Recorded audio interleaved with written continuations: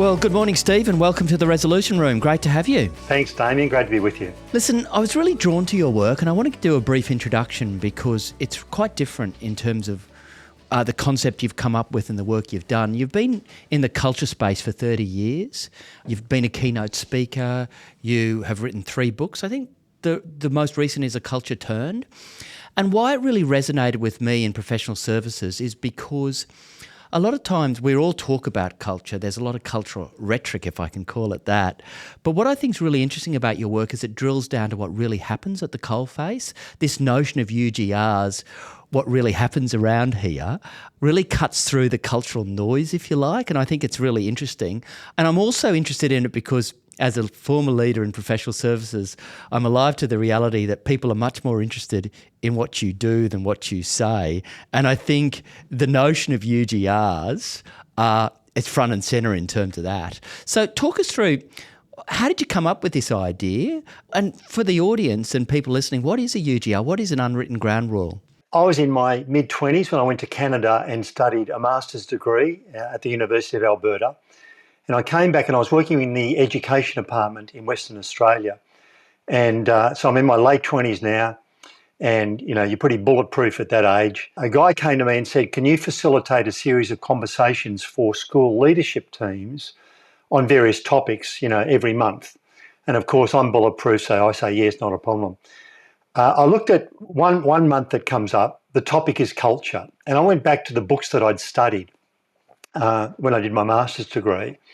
And the more I reflected on what I'd studied, the more I thought to myself, there is no way I'm going to feed this back as points of conversation for these school administration teams, because so much of the talk on culture at the time, and I think this continues, Damien, so much of the talk was academic, theoretical, it just esoterical, it just didn't have a practical feel to it.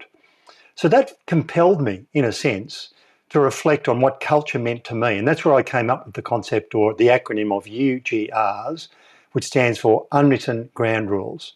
It wasn't as sophisticated then as it is now, because this was more than 30 years ago. I define as people's perceptions of this is the way we do things around here. So that definition is really important. People's perceptions of this is the way we do things around here.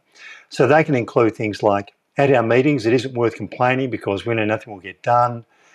The only time anyone gets spoken to by the boss is when something is wrong, and so on.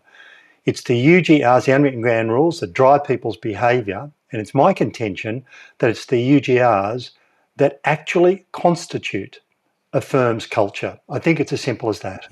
Yeah, I think you're right. Like, it's when you cut through the noise, what really happens around here is in fact culture defined, isn't it? Yes. That's the heart of culture. Yes. Why I was drawn to it is, say, in my professional journey, I spoke about in the 90s at a firm by the name of Spark Helmore. We had, you know, people without ties on playing cricket in the corridors. So we're trying to sort of convey the view that, you know, a younger, groovy, less stuffy, less formal firm. And you don't want to be too cynical, but over time you think, well, really, what really happens around here is far more definitive. So I want to go into, say, professional services, which is my background, and a lot of the people listening are in that space. So a classic, you know, UGR is something along the lines of, we tolerate bad behaviour if you're a high revenue generator. Any other UGRs you think jump out at you in professional services? I think it's very hierarchical. So a UGR that I've heard you talk about is you don't really have a voice at the table until you reach a certain level of seniority. Any other UGRs that jump out at you in that space? Well, you know, there's an almost infinite number, isn't there? Because it's a fact, I think, that the vast majority of people who are new to a firm, and it really doesn't matter how senior we are, I think this is a human condition. A person who is new to a firm will normally stay quieter than they otherwise would. Why? Because at an unconscious level, they are trying to work out what the UGRs are. Why?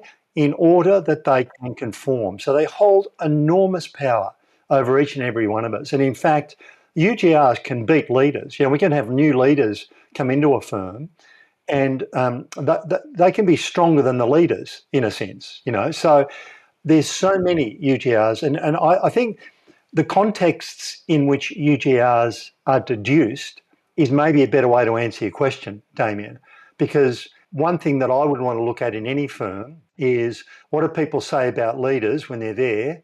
What do they say when the leader walks away? Yes. How are clients talked about? Are complaining clients the butt of jokes, or are they genuinely treated Yes. seriously?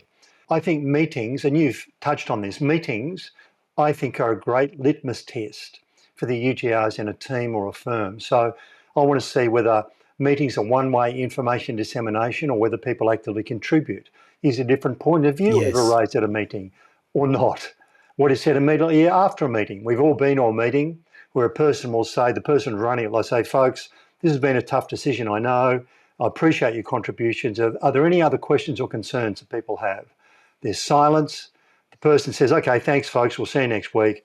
People stand up, walk out of the corridor. That's when it starts.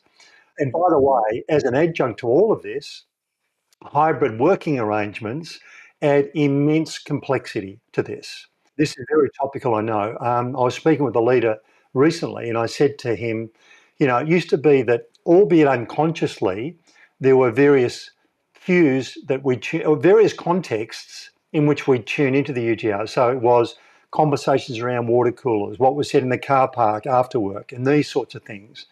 I said, now that we've got working from home, they've either changed or disappeared. And he said, Steve, but there's replacements for this. And I was intrigued. I said, what do you mean? He holds up his mobile phone and he goes, there are WhatsApp groups Yeah, WhatsApp who groups, yeah. text each other during meetings saying what a load of rubbish this meeting is. Now, this is fascinating because who gets in the WhatsApp group? Does a new person automatically go into that WhatsApp group? Are there competing WhatsApp groups? Is there a UGR that says you've got to prove your worth before you gain entry into a WhatsApp group? I mean, this is fascinating. The second It thing he is said fascinating. was his phone rings hot after meetings with people saying what a load of rubbish that meeting was. So this means, in my view, it's even more important to focus on this stuff because of that additional complexity. Yeah, I want to drill down in some of the work you do, but I want to make this point as well, that another complexity, say in the professional services context, in a partnership model, is you've got the overall culture and UGRs, and then you have specific often cultures within teams. It's teams within a team in a partnership model, which adds a level of complexity as well. We all know, for example, people will say to you, it's a great firm, but that partner is, someone that I wouldn't be that happy to work with, So you have that complexity as well in a partnership landscape. Those differences are a function of what's tolerated. I'll sometimes say to people, because I often speak at conferences, and I'll say to people at a conference, I'll say, what happens when somebody embezzles money from the organisation that's paying them? And there's stunned silence, and I'll say, well, this is not a trick question, right? The actions kick in, they're gone, right? So the prospect of Yeah, stealing money from the organisation that pays us is so much a non-negotiable that it doesn't enter our heads for the vast majority of us.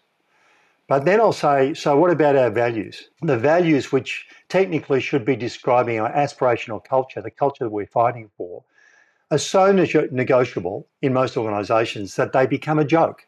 If we're serious about having a positive, productive, dynamic, hardworking culture, then our aspirational culture, our values, need to be elevated to a space of non-negotiability. but also, what hard decisions do we have to make continually to reinforce that proposition? That it's not just talk, that we live by it. You are so right. One of the things that I wanted to drill down to, and you've worked with a lot of large organisations across a broad international landscape, is the first point of view just really having honest conversations and doing a survey and a check-in about what the UGRs are genuinely, and having shocked looks on people's faces where they go, oh, this doesn't line up at all with what we say is important to us. Is that the first part of your work? Well, leadership teams have got to be comfortable with the path.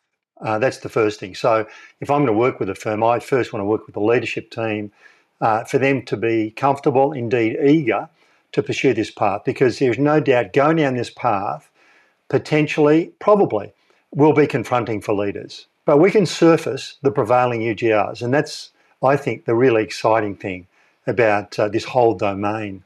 And this stems from world first research undertaken more than 20 years ago with 2 Australian universities, where I got 5 of my clients in to Curtin University. The other university that was involved was UWA. And we got people anonymously to complete the sentence to what we now call lead-in sentences. So, for example, in our research, we got people to complete the sentence around here, customers are. Damien, we were gobsmacked with what came back. We had people saying customers are a pain in the neck. One person wrote, customers are an interruption to my working day. I kid you not, we literally got that. And we realised at the time that each of these organisations had wonderful documentation proclaiming their commitment to customer service. What a load of rubbish if they are the prevailing UGRs. So now we've got a bit smarter. What we do now is we craft these lead-in sentences to link to our aspirational culture, the value. So if we have a value of respect, how would people complete this sentence? Around here, people are treated. If we have a value of constant improvement, how would people complete this sentence? Around here, when someone comes up with a new idea.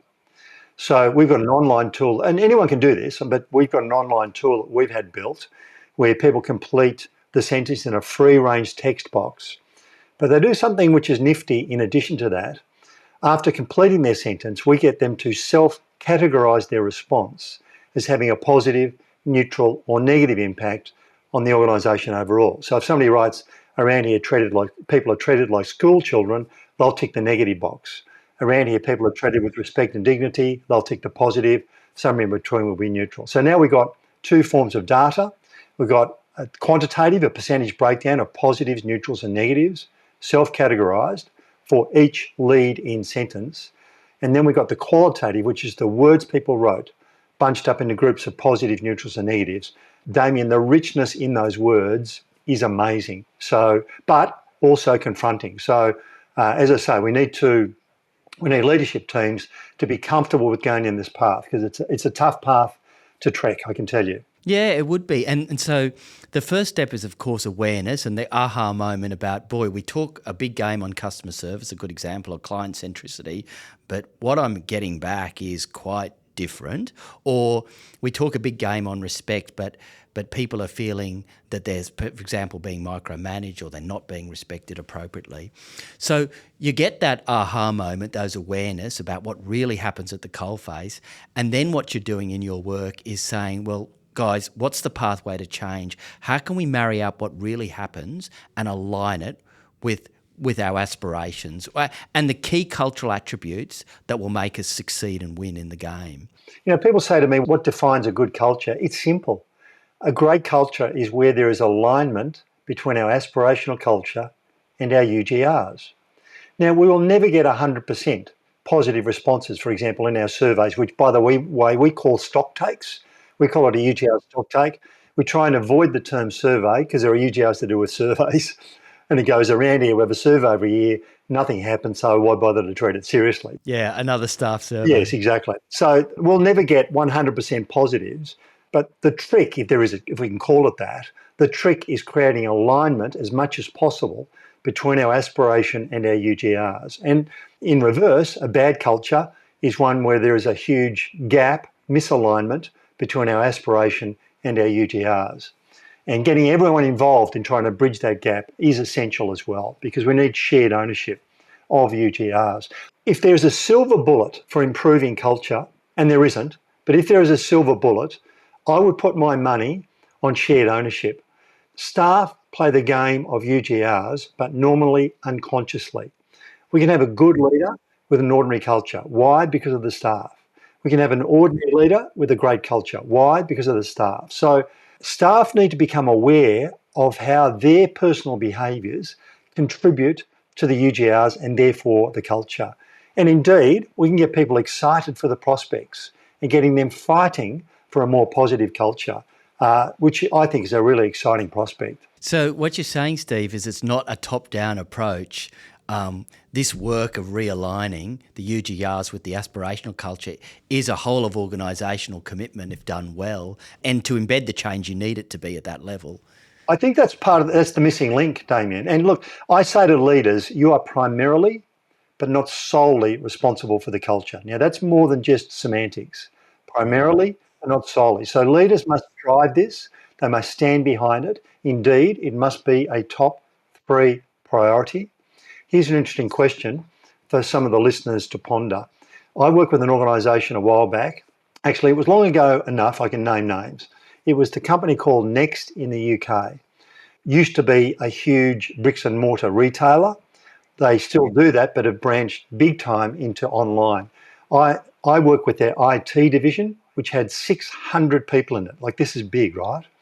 So I worked with their people on day one, and on the next day I did a debrief with the leaders. And I asked them this question. I said to the leaders, if I'm talking with your people and you leaders are not in the room and your people are being open and honest, how do you think they'd answer this question? What are your leaders' top 3 priorities? Now, there was a long pause in the room, and the first leader to speak up, much to his credit, said, Steve, we don't even know what our top 3 priorities are, so how would they? So my point is, we don't go to jail for it not being a top 3 priority, but it's a conversation we need to have, and I think we will not gain any traction on culture transformation until it is the top 3 priority. But it's not all on their shoulders. If we get shared ownership with staff, then it becomes, how do we stop this? Because it can gain real momentum. And have you seen in your work the result of this marrying up well and some changes that you've seen on a practical level? I worked with Kmart over an 8-year period. Not many people realise this, but when Wesfarmers purchased Kmart, it had literally lost money for 10 consecutive years. It was bottom of the table on the discount department stores league ladder. Target was the top, Kmart was at the bottom. Wesfarmers put in place a new leader, Guy Russo, the best leader I've ever met. The culture at Kmart at the time was toxic. Stores would ring into head office, phones would ring out. There was internal warfare. I'm choosing that word carefully. There was internal warfare. Guy loved UGRs, and that was one of 4 change platforms to transform Kmart. So, of course, the transformation of Kmart wasn't entirely due to culture. But I was at a conference when Guy didn't even realise in the room, and this was a conference for retailers. There was 300 people in the room. Guy Russo said to the audience, there's only 2 things you've got to worry about in your business model and your culture. That's how important he saw culture. So Guy turned the bottom line in 1 year. Wesfarmers gave him 3. He turned it in 1. Look at it now. It's making $500 million in profit. But more importantly, the culture has turned 180 degrees. It's I think, the biggest business transformation story in Australia ever. The same people who had been living in this toxic, awful culture were now part of a culture where people felt pride to say, I work for Kmart. Word got out. There was a queue of people wanting to join them. It was transformation like I've never seen. So it was wonderful to be part of. That's a great story, Steve, and I've seen it firsthand too. The impact on morale, which is when momentum is with you, it seems that, the world's your oyster and people are knocking on your door, and then the opposite is true where it's unfairly feel like you're on the downward spiral and people are leaving, and we're also tribal. I wanted to pick your brain about something else. That is a great story, but I work a bit in the work safety space with my work has traditionally been for work injuries after they happen. But a lot of my work has been helping employers, in particular, manage safety risks. You've got some really interesting UGRs that go to the heart of safety, and I think it's great to explore them today. What are those UGRs that really cut through the noise on safety? Damien, I'm really glad you've asked this, because over the last 5 or 6 years, I've been working in the aviation industry, and I've learned lots because I spoke at an international helicopter safety conference in Dallas in 2019. This was pre-COVID.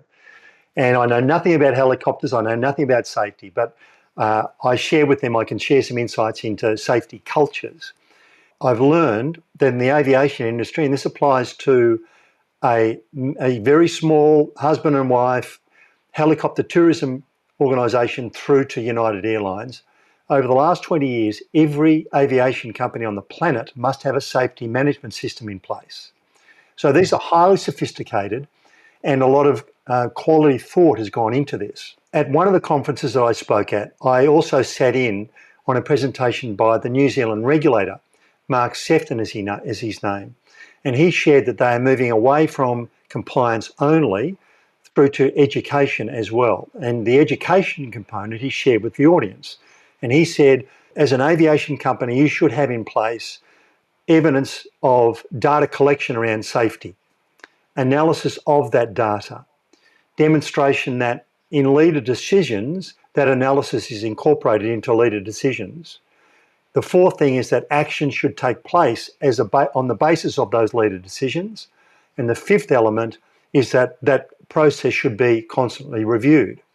Now, my head is exploding as I'm hearing this, because I'm thinking, what data do you collect around culture, given that you say culture is so important to safety? And I've did my anecdotal research, and some of these companies do engagement surveys, that's it. And it's not taken that seriously. So this is where UGRs has a part to play.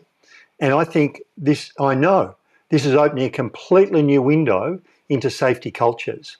So we can go down this safety domain, if you like, and we can say, well, look, we can get a fix on the current state of your safety culture merely by getting people to complete 2 lead-in sentences. Around here when an unsafe act occurs, and around here safety is. Those 2 lead-in sentences will give you a fix on the current state of your safety culture. But there's more here, because my argument is that safety culture is bigger than safety culture. If I'm treated badly by my leader, then I'm going to breach safety protocols out of spite for my manager. So there are what I call contributing cultural attributes that impact on safety. And these contributing cultural attributes include care and respect, teamwork, a willingness to have challenging conversations, and a desire to constantly improve. Now, if I've got those right, and I think I do, then there are lead-in sentences we can ask. So, for example, around here, people are treated, opens a window to care and respect. Around here, when challenging conversations need to happen, opens a window into the need to have challenging conversations. Damien, I've just done this. I was in Scotland 2 months ago, and I worked at Aberdeen with an international helicopter company. And I got everyone in that company to complete 7 lead-in sentences, most of which I've alluded to. I was gobsmacked, Damien, because around here, when challenging conversations need to happen, 54% of responses were negative. 54%. Now, I had in the room pilots, engineers, and support staff, and I say to them, does this impact on safety? And the answer is, duh. This is not touched in safety management systems. They don't go near this space in safety management systems. And yet at the same time, they're saying their culture is so vitally important, it's foundational. So I think, and I might be self-delusional here, but I think this is filling a gap that absolutely needs to be filled and which hasn't been touched. I think you're right in the sense, but people are catching up. I think when you look at the code of psychosocial hazards and they look at the reality around how people are treated, their level of autonomy, their level of respect, and they're looking more seriously at these issues around psychosocial health and psychological safety, we're starting to have these compliance and education conversations. But those questions that you pose really go to the heart of that. I mean, you can't divorce a safety system as separate from the way you treat people. Maybe I've worked with some organisations where to answer that question, they'll go, around here, safety is a tick a box exercise.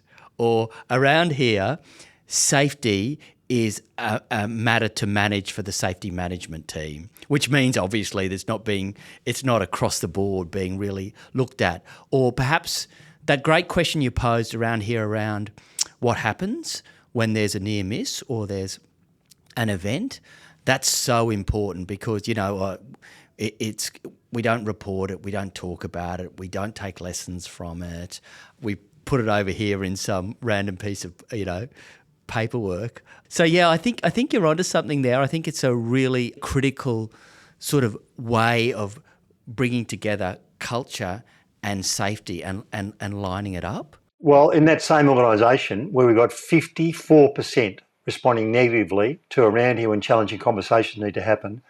45% of responses were negative to around here people are treated. I think the other power of what you're saying, Steve, is a lot of questioning around workplace, if I can call them survey tools, or stock takes as you call them, are quite prescriptive. The richness of your work is that you get people to express in a narrative form in a way that you get much more information back. Like, because they say it in their own words. It's not you haven't got three options here. You can hear the sort of vibrance of the various voices in an organisation. Well, Damien, it's happened to all of us. We're filling out a survey and you get the options to tick and you're thinking none of these options represent the way I'm thinking, so how dumb is this? That's point one. Point two is you fill out page one of the survey and then you go, how many pages long is this? And you find out it's 15 pages long, and so you're not going to give it your proper attention anyway. So we try and limit our stock takes. And if any of the listeners are going to do this yourselves, my recommendation is you have no more than 10 lead-in sentences. Yeah. Because, there's survey fatigue out there in most organisations. It feels very different when you're completing the sentence. But you don't want to make it too long. You want to keep it as short as you can. And this is then putting stuff on the table, which is seldom, if ever, been talked about before. And we can have constructive conversations to say, what can we do such that were we to do this 6 months or 12 months down the track, we'd see significantly better outcomes. What is it we can do? Employees, you tell us what you think leaders can do differently. But in addition to that, what about you, staff? What can you personally do? Even if it sounds trivial and superficial, I don't care, because if enough of us do seemingly superficial and trivial things, I can guarantee it will make a difference. So that's reinforcing the shared ownership element to this. But yes, it's putting stuff on the table that needs to be put on the table if we're serious about addressing these core issues. Well, it's a remarkable thing you came across 30 years ago in your work with education to come up with an idea. It really resonated with me. I've been looking at culture. I've led an organisation and, people talk a lot about culture, but your work really cut through a lot for me because I thought, what really happens around here? When you start a job, someone will say to you, oh, Damien, what really happens around here is, we all had those moments in the early part of our career. In law, we're also attuned to it. We're so tribal. We're really attuned. We really pick up really quickly what are the ground rules, what actually genuinely happens. And that really is the day-to-day experience of culture. Yes. So I really love that about your work, Steve. You work with professional services firms to help them distill whether their ground rules line up with their, I guess, affirmation or where they want to be. Yes. Indeed, worked with a law firm in the UK during and after COVID, which, Damien, was a fascinating experience because the outcomes from their stock take, I think, are best described by the term train wreck. It was unbelievable, and I'm no expert in the law with law firms, but the outcomes were not good at all. It was really poor.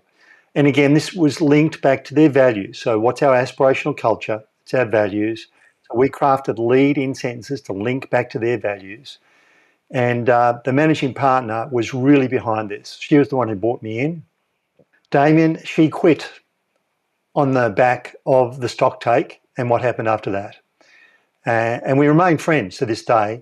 She quit as the managing partner because she, through this process, came to realise that her partners were not genuine in trying to tackle this.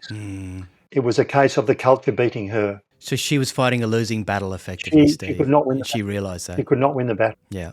So she quit and is glad to have made that decision because I remain friends with her and I still speak with her. But yeah, sometimes the UGRs, the prevailing UGRs, the prevailing culture can actually beat leaders. It needs that support from the top. There's no question. That's right, and probably that's a great example in her case of when she had the aha moment and realised that what an enormously valuable process. They got a real snapshot of what was going on in the firm. But in her case, it was a case of, well, there's not the genuine appetite to do anything enough about it to fix this problem. And so it's a really astute for her to have that realisation, and probably saved herself a lot of heartache, to be frank. Yeah, well, my belief, and I truly believe this, I believe that the vast majority of people want to be part of a positive, productive, dynamic, hardworking team. I honestly believe that's the case. But I think most people, and I include leaders here, most people have given up hope and they're just going through the motions. And I feel for many leaders, because I think many leaders have really good intentions, but they honestly don't know what to do. They don't know how to grab a hold of this and run with it. If that's the case, then I think UGRs can be an answer, because it gives you structure and language to address this. I think it's a sad state that in so many organisations, people have given up hope and are merely going through the motions. And if we're able to create a brilliant culture, we tap into the discretionary effort where people will walk over hot coals to get things done. And it's just such an exciting thing to be part of. That's right, and they'll really genuinely help each other and are really concerned for each other's welfare. That's a terrific place to be in. So, Steve, thank you so much for the time. Your work has such great simplicity too. I love the fact that you frame some really key questions that really drills down on the detail. Love to see your work and continue doing what you do, because for me it really did touch something and I'm really grateful for your time. So where can we find you in terms of your web presence? Well, there's steve-simpson.com is my webpage, and my email is steve@, surprise, surprise, UGRs.net. Well, thank you for your contribution to the world of UGRs. It's got me thinking. Certainly it's a tool that if I was to ever lead another large, I'm in a different place now, but if I was ever in that space, I think it would be something I'd turn to immediately to get a really valuable stock take and to really see to what extent we're lined up in terms of what we profess and what we do. So thanks for that work, Steve. I really appreciate your time and all the very best in your future business and life. Thanks, Damien. Great to chat with you.